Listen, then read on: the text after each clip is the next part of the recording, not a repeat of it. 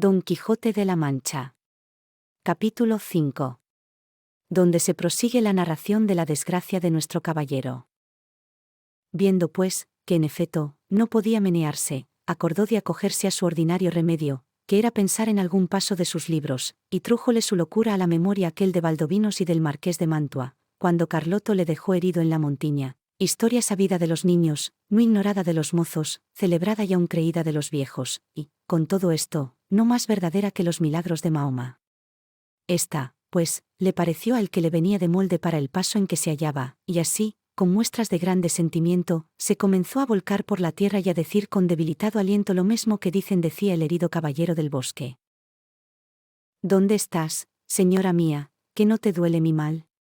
¿O no lo sabes, señora, o eres falsa y desleal? Y de esta manera fue prosiguiendo el romance, hasta aquellos versos que dicen: «Oh noble Marqués de Mantua, mi tío y señor carnal». Y quiso la suerte que, cuando llegó a este verso, acertó a pasar por allí un labrador de su mismo lugar y vecino suyo, que venía de llevar una carga de trigo al molino, el cual, viendo aquel hombre allí tendido, se llegó a él y le preguntó que quién era y qué mal sentía, que tan tristemente se quejaba.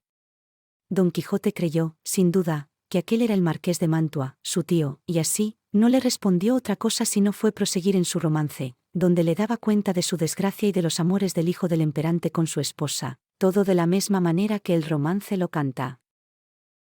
El labrador estaba admirado oyendo aquellos disparates, y quitándole la visera, que ya estaba hecha pedazos de los palos, le limpió el rostro, que le tenía cubierto de polvo, y apenas le hubo limpiado, cuando le conoció y le dijo: «Señor Quijana, que así se debía de llamar cuando él tenía juicio y no había pasado de hidalgo sosegado a caballero andante, ¿quién ha puesto a vuestra merced de esta suerte?».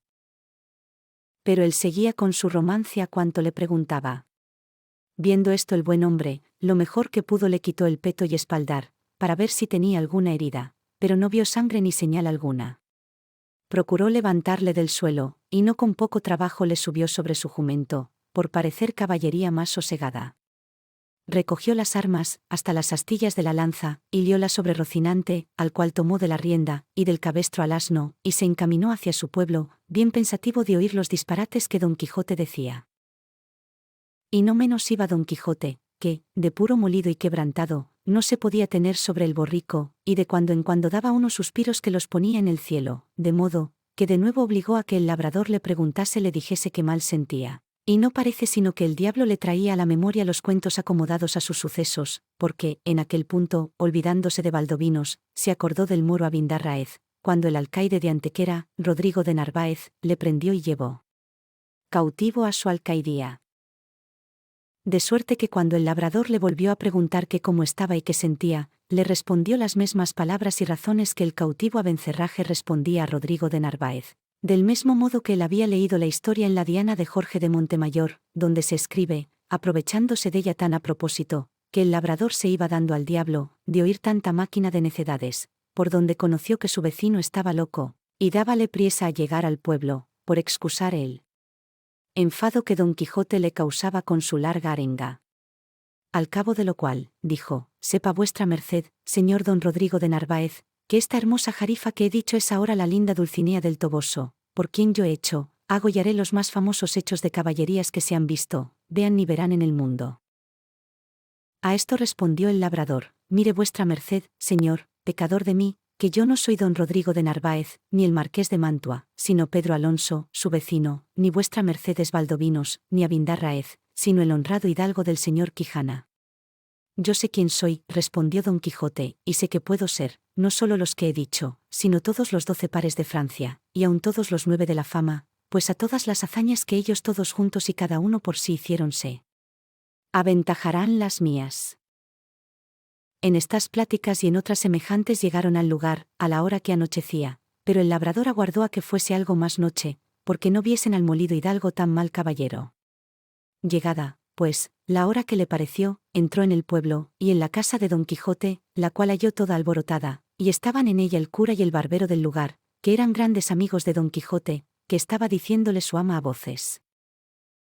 «¿Qué le parece a vuestra merced, señor licenciado Pero Pérez, que así se llamaba el cura, de la desgracia de mi señor? 3 días a que no parecen él, ni el rocín, ni la adarga, ni la lanza ni las armas». Desventurada de mí, que me doy a entender, y así es ello la verdad como nací para morir, que estos malditos libros de caballerías que él tiene y suele leer tan de ordinario le han vuelto el juicio, que ahora me acuerdo haberle oído decir muchas veces, hablando entre sí, que quería hacerse caballero andante, e irse a buscar las aventuras por esos mundos. Encomendados sean a Satanás y a Barrabás tales libros, que así han echado a perder el más delicado entendimiento que había en toda la Mancha. La sobrina decía lo mismo, y aún decía más.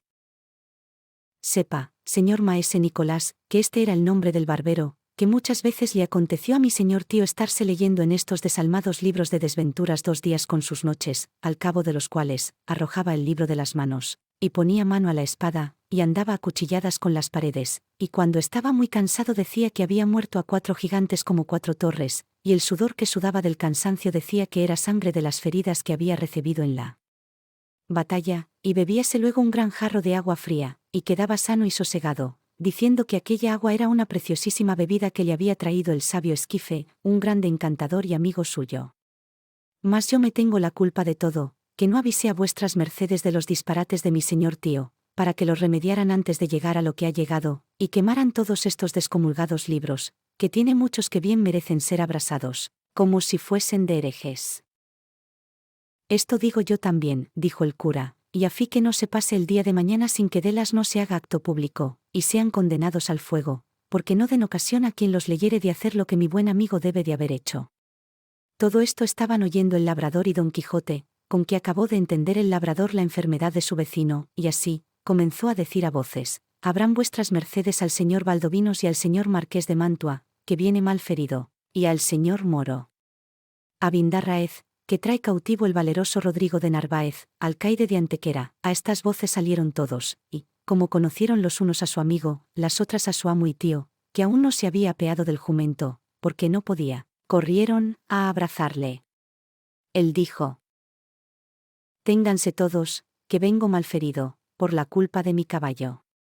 Llévenme a mi lecho y llámese, si fuere posible, a la sabia Urganda, que cure y cate de mis feridas. Mirá, en hora maza, dijo a este punto el ama, si me decía a mí bien mi corazón del pie que cojeaba mi señor. Suba vuestra merced en buen hora, que, sin que venga esa hurgada, le sabremos aquí curar. Malditos, digo, sean otra vez y otras 100 estos libros de caballerías, que tal han parado a vuestra merced. Lleváronle luego a la cama, y, catándole las feridas, no le hallaron ninguna, y él dijo que todo era molimiento, por haber dado una gran caída con Rocinante, su caballo, combatiéndose con 10 jayanes, los más desaforados y atrevidos que se pudieran fallar en gran parte de la tierra. Ta, dijo el cura. ¿Jayanes hay en la danza? Para mi santiguada que yo los queme mañana antes que llegue la noche. Hiciéronle a don Quijote 1000 preguntas, y a ninguna quiso responder otra cosa sino que le diesen de comer y le dejasen dormir, que era lo que más le importaba.